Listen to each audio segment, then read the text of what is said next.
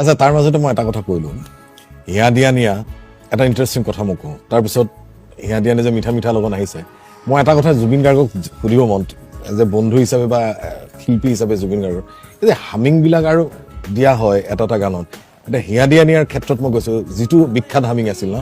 সেই যিটো মই এতিয়া গাবলৈ দিগদাৰ লাগিছে তোৰ আগত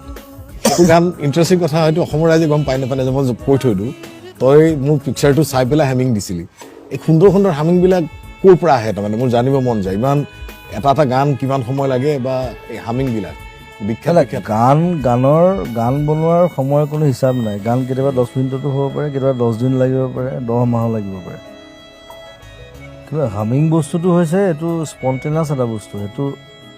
গানটো মই একো আইডিয়া নথকাকৈ ভাইমদাই মোক ক'লে তুমি এনেকৈ ইমাজিন কৰা এনেকৈ কৰি দিয়া সেইটো চাইতো বিখ্যাত হামিংটো দিয়া হ'ল আৰু ইমান সুন্দৰ এই হামিংটো এতিয়ালৈকে মানুহৰ